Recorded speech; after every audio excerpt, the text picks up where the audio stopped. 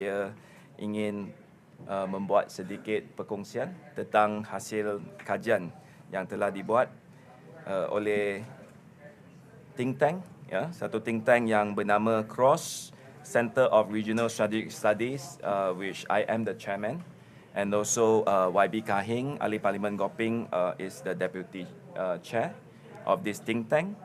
So together with the brilliant interns from my office, we have prepared a paper called Advancing Urban Mobility in Malaysia, Promoting e-scooters for Enhanced First and Last Mile Connectivity. So let me first by reading the statement in English. Kemudian, if you have any questions, silakan. So the title is the integration of micro-mobility into Malaysia's urban transportation to enhance first and last mile connectivity, FNLM.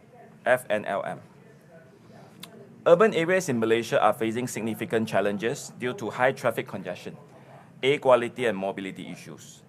With the urban population expected to rise substantially in the coming decades, micro-mobility is the way forward to transform urban congestion, reduce carbon emission, and a more connected society, thus addressing first and last mile connectivity issue.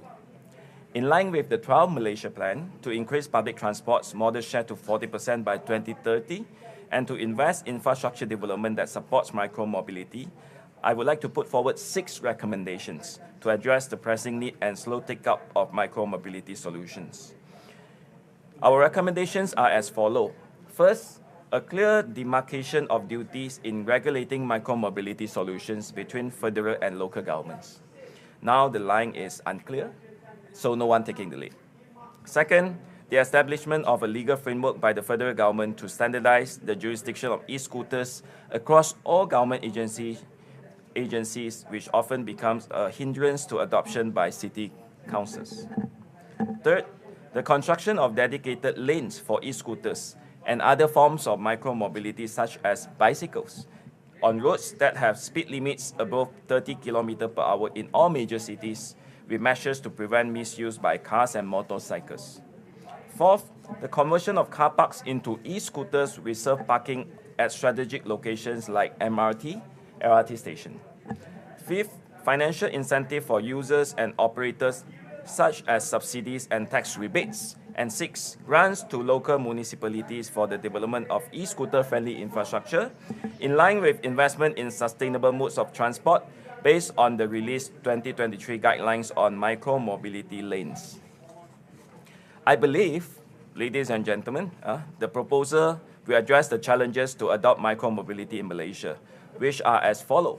First, lack of necessary infrastructure to accommodate e-scooters in the form of dedicated lanes. High humidity and rainfall in our country that makes for unsafe conditions for small, lightweight micro-mobility devices.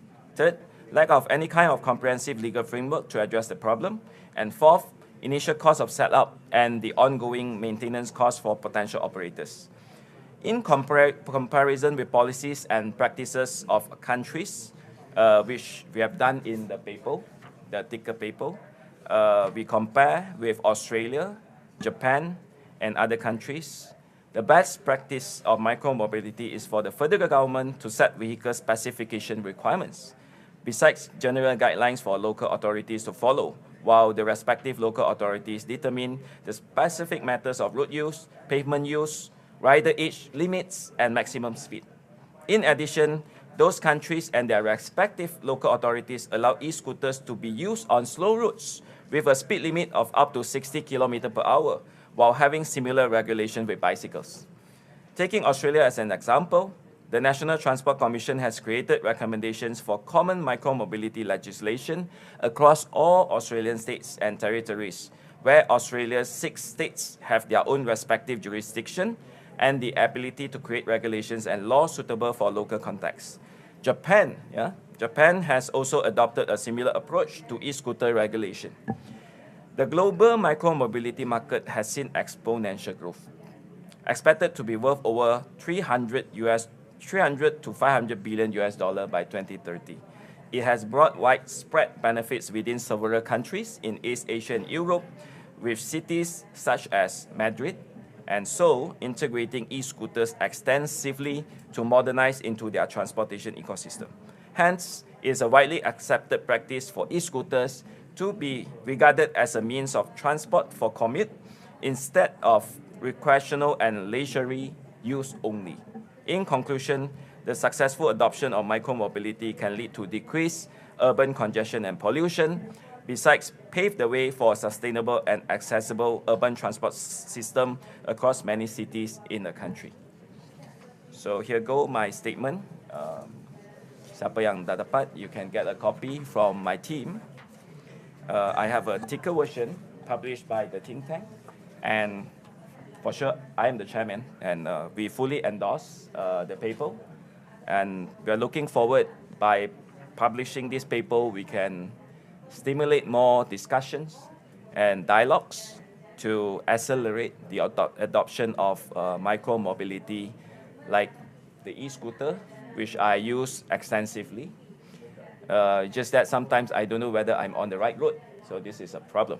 So let's see whether the 6 recommendations will help the government and the ministries to quickly come up with a comprehensive framework. So that's all from me. If Goping has anything to share, if not, then we open the floor to the questions. Sesi soal jawab kalau tuan-tuan puan-puan ada persoalan.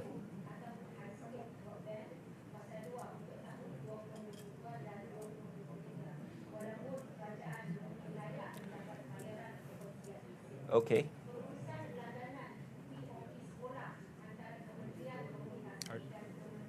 No question. Then, Perfect. Okay.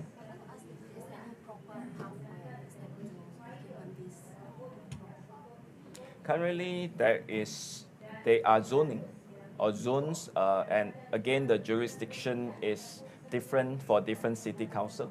So for MPPJ, the place where my constituency sits on, we have special zoning and special lane, but only limited areas. So you can take your e-scooter, say from the LRT to the nearest maybe shop lots or the commercial areas, or to travel within that commercial areas, but then you are not allowed to get out of it. So it's like a cage. So you're allowed to move, but not so freely. What we advocate is another framework, which is to allow this to be used unless specified otherwise. Meaning this should be allowed to be on the road. Of course, safe road, good infrastructure, and with demarcated lanes, so that this can be used more extensively. If not, people will just use it for leisure, use it for fun. And it's not economical, and it's not the optimal way of capitalizing the advent of all these new technologies. Okay. Thank you for the question from Sarawak. Kuching is always at the forefront on many things. Yeah. They shouldn't ban. So they should allow discussion, dialogue, and to create a safe environment for e-scooters. Because as Malaysian, you know, I mean, nowadays we are quite malas to ride bicycle. So this provides a more convenient mode. Micro-mobility is beyond scooter, actually. It's beyond. It's beyond scooter. We have more other category of micro-mobility vehicles. That's right. Just make sure we strive a balance between the convenience and safety. We are too much tilted towards the safety part, in my opinion. Okay? Thank you. Dan, thank you very much. Terima kasih.